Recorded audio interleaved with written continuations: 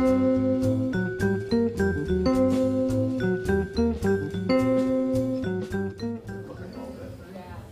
evening, everyone.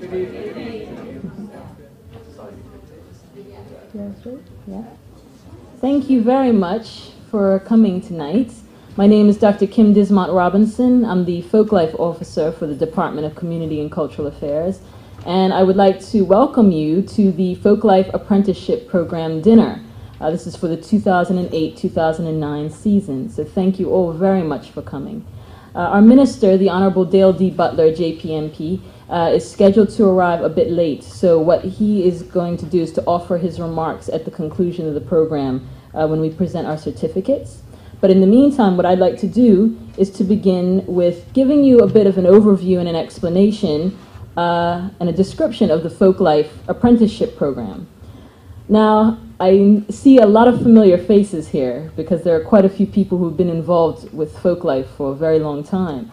And so many of you may recall the enormous surge of energy and community goodwill that circulated following the 2001 Smithsonian Folklife Festival and the 2002 restaging here in Bermuda.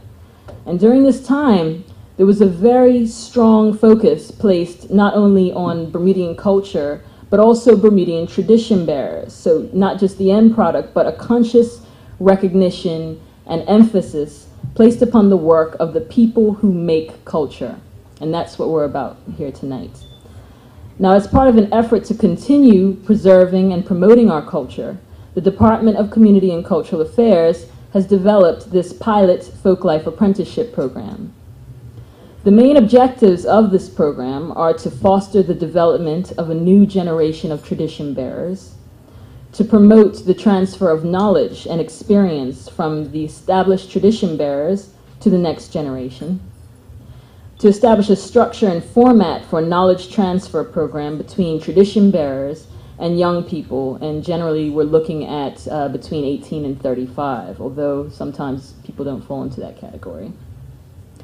To promote Bermuda's traditions in the community, promote intergenerational learning in Bermuda by linking tradition bearers and interested young people, and finally to compile some best practices on intergenerational learning. We selected 5 tradition bearers in various art forms for inclusion in the program, and they were kind enough to agree to participate. And you'll learn a lot more about those tradition bearers as the evening goes on. This year's pilot program was structured as follows. The tradition bearer was invited to select a young Bermudian to join the program as their apprentice, and their apprentice would preferably be someone already known to them who exhibited a keen interest and distinct talents in their area of expertise. Now, one of the things that we found out over the course of this year's program, because it was a pilot, that there were a number of tradition bearers who had these wonderful talents and these wonderful skills, but didn't really know of a young person who was interested for them to pass on their skills. So what we're finding out for subsequent programs is that we may be in a position as the department to actually identify apprentices. And this also gives us a pretty clear indication of maybe perhaps why sometimes you have these traditions are being lost, because people haven't been able to identify someone to sort of pass the torch to. So once we had identified both tradition bearer and apprentice, I met with both of them for an introductory discussion on the structure of the program and gave a rough outline of, and we talked about a rough outline of what would be taught over the course of the apprenticeship. We discussed creating a schedule of meetings between tradition bearer and apprentice, and the schedule was meant to be tailored to accommodate the tradition bearer's teaching methods. For example, in some cases, they might want to meet once every 2 weeks for a full day, or twice a week for 2 hours, and some of this also depended on the type of art form that they were interested in teaching. The apprentice and tradition bearer created a log of the times that they met, including what was taught during these meetings, for a total of between 40 and 80 hours spent engaged in the learning process over the course of several months. And so we celebrate the conclusion of the apprenticeship program with tonight's dinner, where apprentices will share a final project in the form of a presentation about their experiences. Now, I should also let you know that so that we didn't have a very long evening, I'd asked the apprentices to to have a fairly short presentation, but I can assure you that the length of the presentation is not at all indicative of the scope of what it is that they've learned, because in all cases, there was certainly a situation where they said, what do you mean 3 to 5 minutes? What do you mean? There's no way that I can actually tailor it down to that.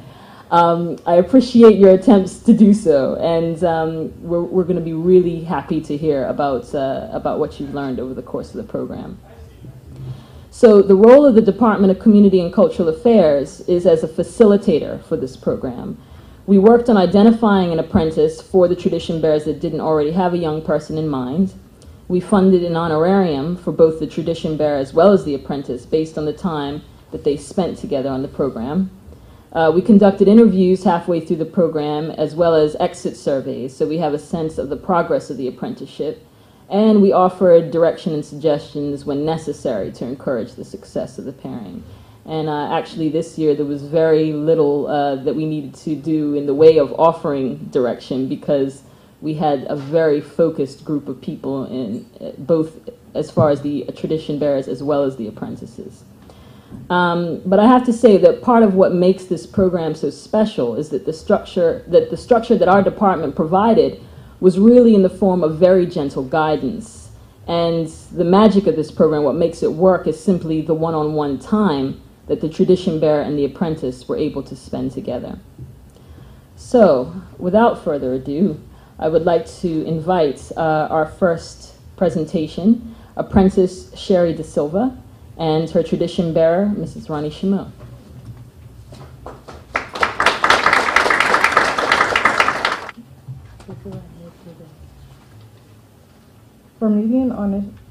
Bermudian artist Ronnie Chameau, niece Smith, was born on St. David's Island and currently lives in Pembroke with her husband, Michelle. In 1986, Mrs. Chameau revived the dying art of doll making.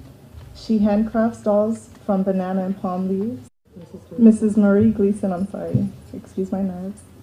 Mrs. Marie Gleason inspired Ronnie, unfortunately. Mrs. Gleason did not pass on the craft to Mrs. Chameau. Mrs. Chameau in her later years decided to preserve the art of doll making, which she continues to do today. At Christmas, she makes angels, nativity scenes, and hanging ornaments, all made from natural material. Mrs. Chameau has also built several doll houses that are furnished with a unique collection of miniatures, and Mrs. Chameau is active as a trustee in the St. David's Island Historical Society and the St. David's Islanders and Native community. She has received numerous honors and awards for her beautiful artwork, and this is Mrs. Ronnie Chameau. Thank you. And good evening, one and all. And I'd like to present my young lady that I have taught. And you could see her beautiful work that she's done. And I was so surprised when people came in and said, oh, look at Ronnie Chameau's dolls. And they're not mine at all. They're Shara's dolls. So that she was really, really unique. And I'm so happy that I had chose her to be my apprentice. So she's lovely.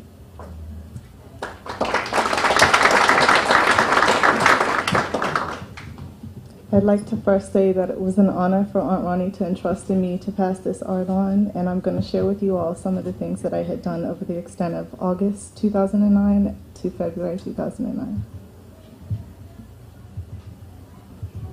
A bunch of shredded banana leaves, which we've left the wind to do the work for us rather than cutting numerous strips of leaves. I've used twisted banana leaves, natural yarn, pecan nuts, walnuts, marsh flowers, trembling grass, Bermudianus. Some of the tools for making banana dolls would be a crafty pair of hands, first of all, a pick, a Dremel, tweezers, scissors, pliers, and for extra reinforcement, a glue gun. Here's my portfolio for the banana dolls and other organic crafts. This is Rose. Rose was the first doll crafted, and she revealed her name to me as her hat seems to resemble a rose found in the garden. Rose is seen wearing a traditional shawl over her shoulders while carrying her umbrella and fruit basket. She's a modest garden girl. Rose took 2 hours to craft, and some of the materials used were a banana leaf itself, pecan nut for her head, Bermudiana flowers, which are seen in her basket, marsh flowers also in her basket, Dutchman's pipe pod, which is her camisole or umbrella, and the dried sugar apple skin, which is also found as the bananas in her basket. This is Asia. She was the second doll crafted. She revealed her name to me as she is seen in her Japanese kimono, where the robe is emphasized by this distinct striped pattern of the leaf, held together with the wide sash seen around her waist. Asia took 2 hours to craft, and again, materials used was banana leaf, pecan nut for her head, marsh flowers as decorations in her hair and in her basket, natural yarn used for her hair, and raffia, which is used to tie her hair. This is Victoria. She was the third doll crafted. She revealed her name to me as she is seen wearing an ornately designed 3-tiered gown and carrying her decorative accessories. Her purse is lace to match the delicate lace collar on her dress. Oftentimes in Victorian-style design and architecture, it's known to be quite ornate, so that's how she got her name, Victoria, and my field is in architecture, so I had to make that relation. She took 6 hours to craft. Banana leaf was used as the material, walnut for her head, marsh flowers, leaf skeletons for her purse and her flowers in her hand, natural yarn for her hair, and raffia again to tie her hair. Two Feathers was the fourth doll crafted. He was the first male doll crafted. He is an enduring native warrior doll. Two Feathers patiently awaited a name for 2 weeks until Chief Vernon Bunny Lopez, the Wampanoag tribe of Mashpee, Massachusetts, visited Bermuda back in October 2008, where he smudged, it's kind of like a blessing, and named the doll Two Feathers, the warrior seen with 2 feathers seen worn on the back of his head. He took 7.5 hours to craft. And the materials used was banana leaf, walnut, natural yarn again for the hair, Bermudiana stems seen as his arrows in his back sachet, and coconut palm matting is his shirt seen around his waist. This is Winter. She was the fifth doll crafted. She revealed her name to me as she arrived with the change of season. Winter represents her name to the fullest as she is seen wearing earmuffs and a neck scarf while carrying a tree for the season. When winter was crafted, the cold weather arrived and was here to stay. So, burr. She took 6.5 hours to craft, and some of the materials used was banana leaf, pecan nut, coconut flower have been cut and used as the earmuffs, natural yarn for her hair again, and a cedar sprout, which you've seen is carrying the tree in front of her. This is Pandana, and Pandana was the sixth doll crafted. She was also my first constructed of Pandana's palm leaves. She revealed her name to me in a subtle yet saucy manner. She reminded me that she was crafted of Pandana's palm leaves with every prick of her thorns during crafting. Having a sassy country appearance, Pandana needed a name with a tranquil twang to match. She is seen wearing a wide-brimmed sun hat and chic shawl while carrying her dainty parasol and flower basket. Pandana took 8 hours to craft, and some of the materials used are dried orange for her head, banana leaf, that's around her waist, trembling grass, marsh flowers, and wheat flour are seen in her basket, natural yarn for her hair, Pandana's palm leaves seen as the skirt of the doll, and palmetto palm leaves as well underneath to fill it, and coconut palm matting is her shawl. Another thing that I had participated in was an ornament making workshop in November, which this was an adult class. Another thing was ornament making. That was a part of the adult class as well. Magnolia angels, which I constructed 21 total and gave these away as gifts during the season. This is Fauna. She was the seventh doll crafted. Her name was given as she is an old-fashioned outdoorsy gal who needed a name to depict her appreciation for nature.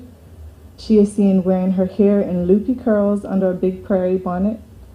Fauna has a sophisticated style as she flaunts her Southern Belle dress, and she took a total of 5 hours to construct, and the materials used are, again, banana leaf, dried orange for her head, and natural yarn for her hair.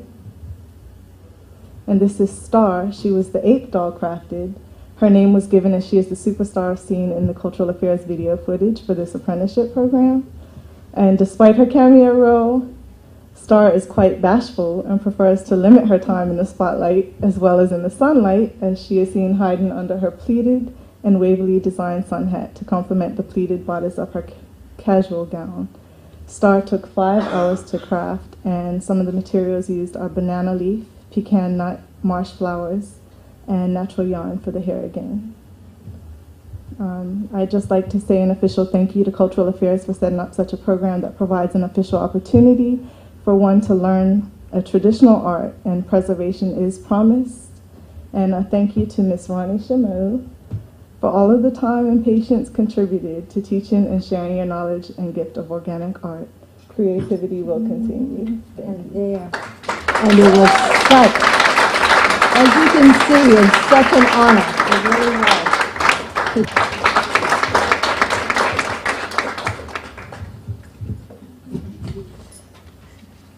Wasn't that wonderful? Can I have another round of applause? Absolutely.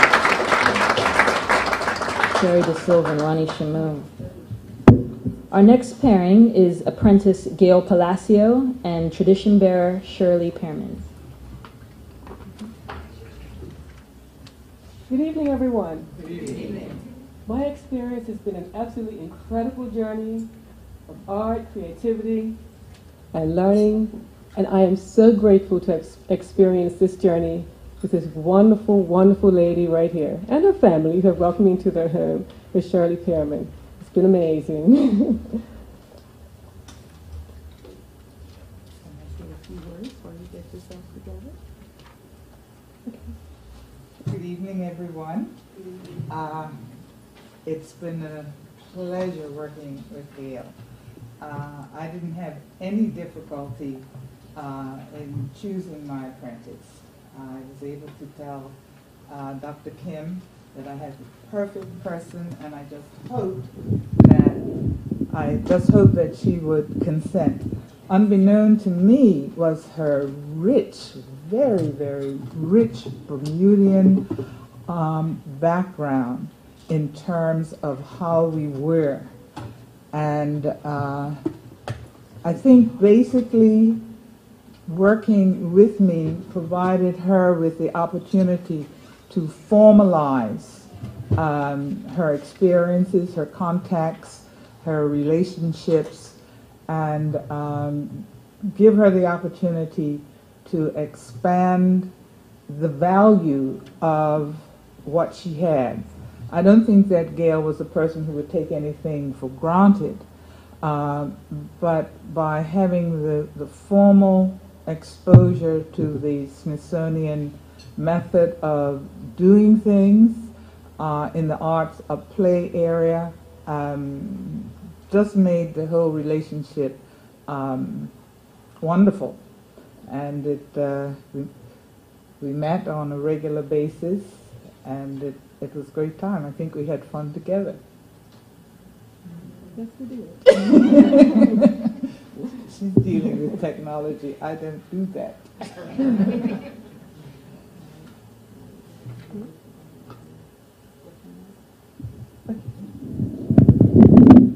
I'll actually read Mrs. Pearman's bio.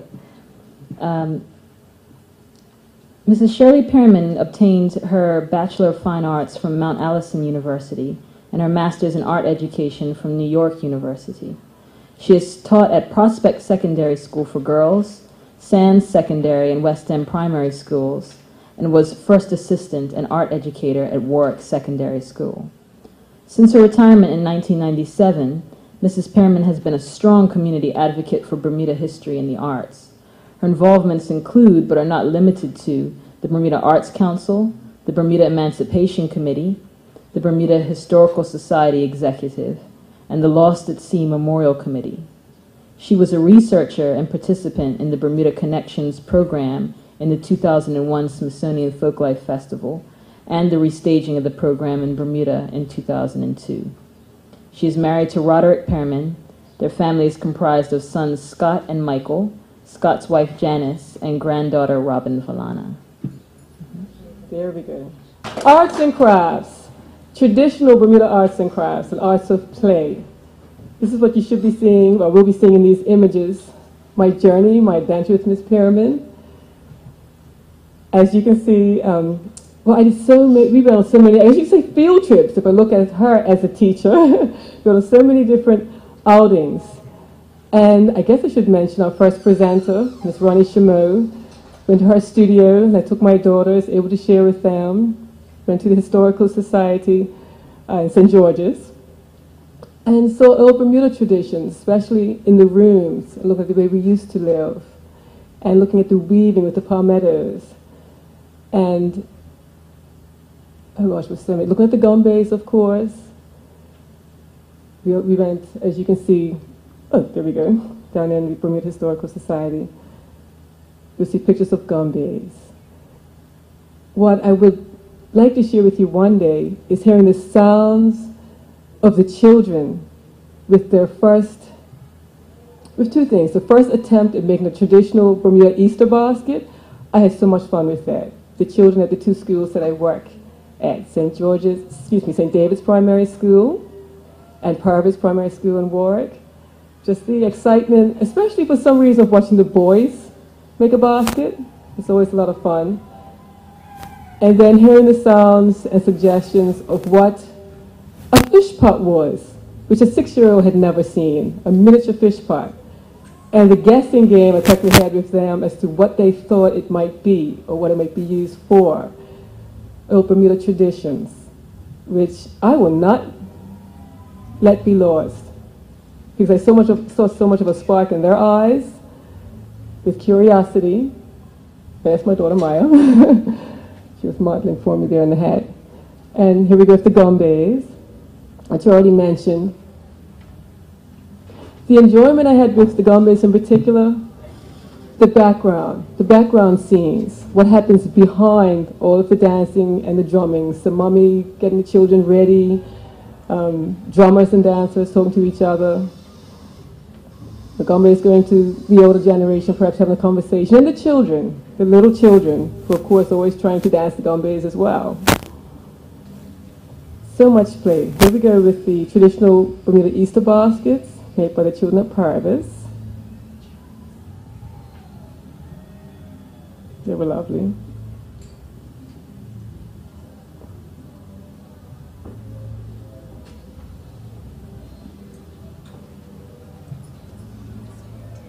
And during my experience from September right through to March, as a teacher, we had the government workshop to attend, and some of the pictures you're seeing here just happened to line up right in time with this program. We were at the craft market at Dockyard, so I got to see plenty of crafts people perform their crafts. There I learned what purl was. I never knew crochet, how to purl. So it was so many different learning experiences with the arts, with the crafts.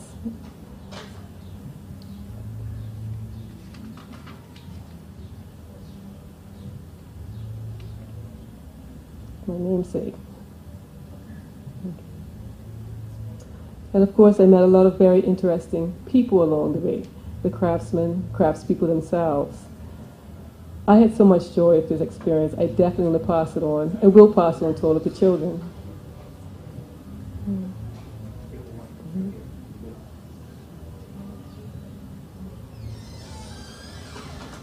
That's my cousin Anthony, and there's also a picture of my Uncle Ed, his father.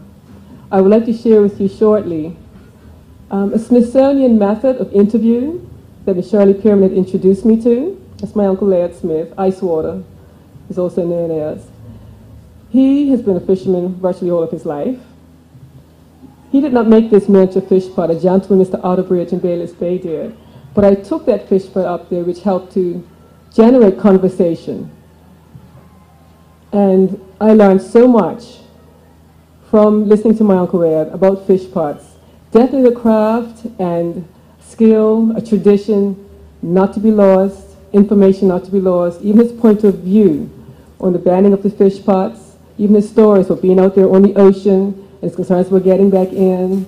He has different stories there. And even his experiences with training young men to be good fishermen, a good family man as well. My nieces and nephews, they were a joy, and they had different things to say about what they thought this was. And that's another story in itself.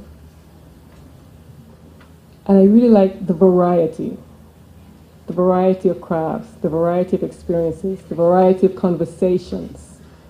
And yes, ran into people I knew.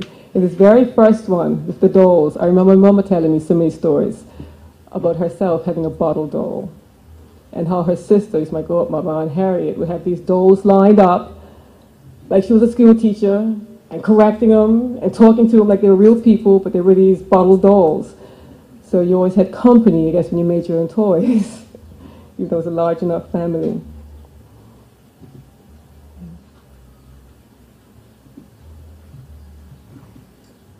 Okay. I hope you enjoyed seeing that. That's part one. Just a segment, just a part of what I was learning in terms of interview, which I've never done before with my uncle Ed, fisherman. Found it to be incredibly educational. I thought of so many other relatives who had passed away, who I wish, after talking with him, I had the opportunity to interview, to speak with. No, it's not perfectly edited. I haven't quite learned this skill that day. A few 100 pounds of fish.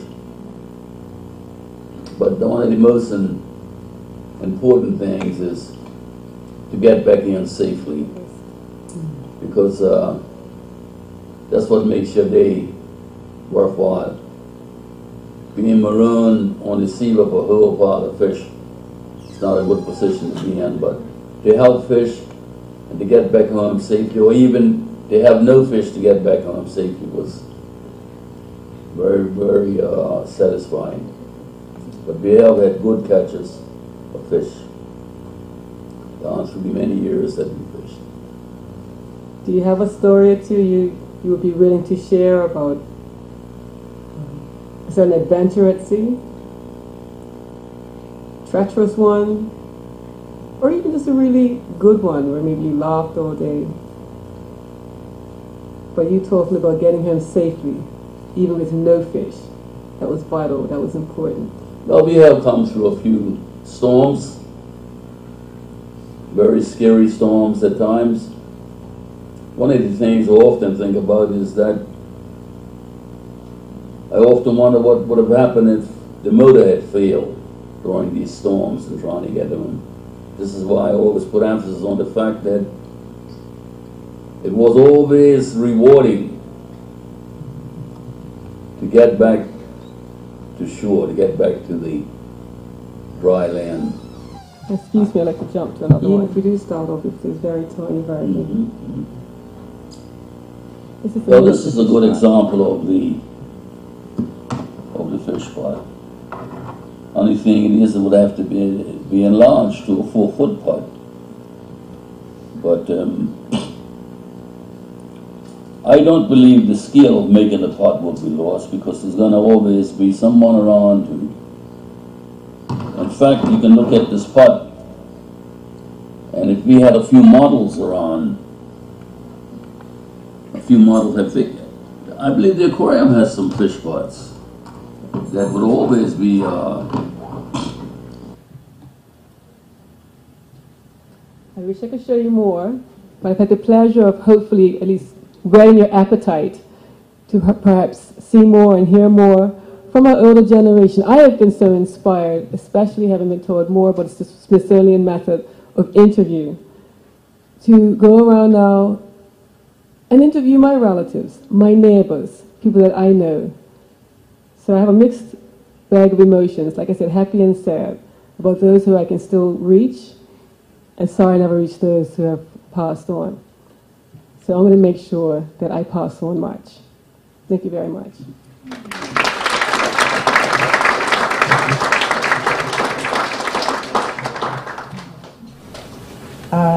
Dr. Kim has afforded me the opportunity to just dovetail in on Gail's presentation. I sort of put this together because I do things that way. And then I thought, well, it would be good for the Department of Community and Cultural Affairs to have this in their archives, so that what I described to Gail as the Smithsonian method of exploration, especially in the arts of play area, as I utilize after being at the Smithsonian, it would be there for her to Dr. Kim to utilize. I think basically they're highlighted so you can sort of see something, and I'll talk after I push the button. Okay. Now, my experience at the Smithsonian as a teacher as well as a presenter was that we had to bring a cultural icon. And I shared this with Gail because the whole business is to get people talking and sharing their stories, as well as focusing on what we have. And certainly I came back appreciative that I had a culture. I may have gone up there not too sure, because everybody around me was saying we don't have a culture, but I think everybody who came back was empowered to say, yes, we do have a culture. So this, sorry, what was that about? Anyway, the carriage bell was a source of conversation. And I utilized this with Gail, and she wasn't aware of what it was. So we got talking about weddings and funerals and not just tourists. So this says the meaning of tradition bearer. This is up in DC, and it's always a threesome. I like to, whenever I work with other groups, Nikki, I've worked with National Trust, I help them to understand that it's not a crafty thing. You know, we're just going to make something. The idea is to have the tradition bearer, the parent or adult with a child. And you don't come there to lay back and sort of say, well, go over there and you can make a this, that, or the other. And the beauty of it is such that people start to talk and to share their stories. So here you have a family there in DC. Of course, you're familiar with the education kit. I certainly hope the schools are using it. Right, Ms. Scott? These were two of the people who worked with it. Picture, Gail, perfect, apprentice. There's the icon, cultural icon, beautiful daughters, and Ronnie, who was so accommodating. The whole idea of getting out there and seeing what we have to see. I did that for the 2002, and basically I had Gail walk in my footsteps. Get out there, Gail, let's go down to this place. Jeannie Orlando was perfect and accommodating. I need a roller skates to keep up. All good. Yes, Ronnie was so welcoming. And these were the materials that she had to use. So although it was arts of play and art education and everything, was a lot of theory and stuff in there, as well as seeing how people are working with our old crafts, modernizing them. Why we do the festival, other tradition bearers. This was 2000 in Bermuda, 2002. And our infamous fish pot, which she found, and I have a picture of. Thank you, everyone. Thank you for the Community and Cultural Affairs for affording us this opportunity. May you go from strength to strength. Thank you.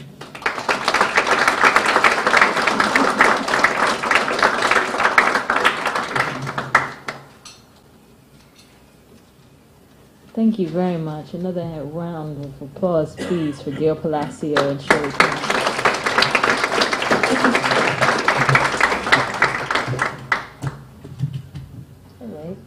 All right. I'd like to welcome our minister, the Honorable Dale D. Butler, JPMP, acknowledge your presence. And what we're going to do now is to actually, we have a video that we're going to show you that you can enjoy that while you're eating your dinner. And this will, we'd like to thank Mr. Dennis Sherlock of Memory Bank Video, who helped us to put this together. But this was a video that we put together so that you could see the apprentices and the tradition bearers not just here in a room but in action. So I hope you enjoy.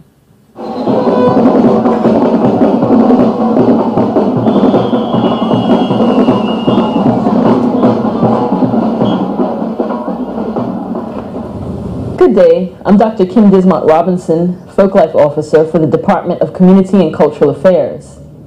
Bermuda has a rich heritage that we as Bermudians experience in the way that we live, what we eat, how we create, how we work, and how we celebrate. We recognize that it is vitally important that these lived traditions aren't lost. So in 2008, the department established a pilot Folklife Apprenticeship Program. We paired 5 tradition bearers in different areas to work one-on-one with a single apprentice, usually under the age of 35, for the length of the internship, which generally lasted between 40 and 80 hours. The tradition bearers are beekeeper Randolph Furbett, Genevieve Escolastica, teaching Azorian crochet, musician Mr. Stan Seymour, aka Lord Necktie, doll maker Ronnie Chameau, and Shirley Pearman, teaching children's crafts and the Smithsonian method. The results have been impressive, and we hope that the continuance of this program will lead to more opportunities for the transfer of knowledge to the next generation, helping to ensure the continuity of our culture. Thank you. Shirley Pearman is my name. I'm at the St. George's Historical Museum. We're here this afternoon with my apprentice, Gail Palacio, and the tradition bearer, Jeannie Orlando, who is curator at the museum. They use different types of leaves, actually, apart from the palmetto. They also use the screw pine leaf. This is the type of leaf that comes off of a screw pine tree. Most of these items were made by my grandmother Pansy Fox or my great aunt Mabel Brangman. This has a very sharp spines in the middle, so they would strip these spines off of the edges and the middle, and then with a knife smooth it out so that it was very flexible. They made different types of weaving here. You can see, depending on what they wanted to use it for, either wider or narrower, or this one is a little fancier. Yeah, almost looks like lace. Yes. Just a finer, more open weave. They made a lot of handbags, of course, and you can see where this particular type here was used to make the little rosettes as a decoration. Hot mats over here, a roll basket or a sewing basket. We're very fortunate to have these because the ladies actually made these to sell. I'm curious now, just how old are they? Especially when you said your grandmother? Yes, my grandmother died approximately just over 20 years ago. So these items were made somewhat before that, although she was working up until she died, at 90. I don't know when she started, and I don't really remember who taught her to do it, but she did it certainly all the time I could remember. Mm-hmm. Oh. And they would make a strip very similar to this, and then line it with the fabric, as you see. Yeah, I was looking at the lining. And use a linen thread to sew the ends on. So it's more decorative lining. Yes. Colorful. Yes. It's pretty. And you said they would take a knife to make the strips flat? Yes, it was quite a dull knife. Each one had their own favorite knife, but there's very sharp thorns on the outer edges on the middle, and so they would strip it, as they called it, on the end. And then run the knife up it like that sort of thing, after they had taken the sharp spines off it. And then cut it into the width they needed to use, either fairly wide for this type of thing, or the narrower for that. Do the leaves have to be like cleaned first, cured, bleached or anything? Just, I think they're better in certain times of the year. They didn't do anything other than soften them by pulling them repeatedly with the knife in that motion. So this is just sort of a natural shine, or yes, they've glossed that's the natural finish. They've never had anything put on them, and they last for years. I use these, and they do keep a very, very long time. No one makes them anymore? Not that I'm aware of. That was something I was wondering too. Are they still made by anyone? Not that I'm aware of. So not even yourself? No, and I must admit I did learn it as a child, but I've never actually done it. Well, have you passed the skill on to anyone else? No, I should do that. I guess I gotta learn, huh? Definitely, you certainly should. One of the things that I have tried to do is relate a traditional craft to modern material, just so that the children will get the concept of weaving. So naturally we use paper, but one of our tradition persons at the 2002 Arts of Play section took the concept of weaving even further. Joan Forbes Darrell, she used paper of 3 different tones and 2 colors, and she wove them together, and if you see it very closely, you see little people. And she used the Sunday school song as her motivation, all the children of the world. Because of course we were in the arts of play area with children. So I have this framed and hanging up. But it goes to show how you can take a simple weaving concept and push it further.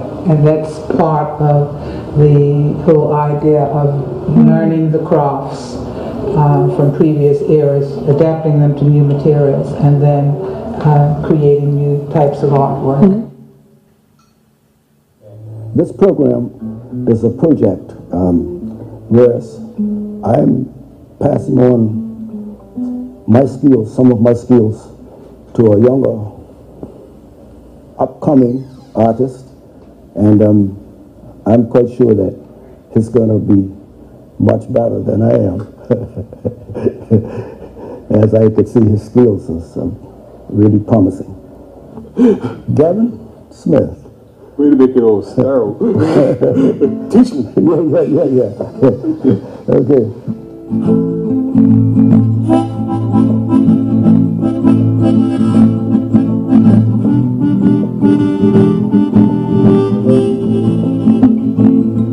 When the gummies come, listen to the drum,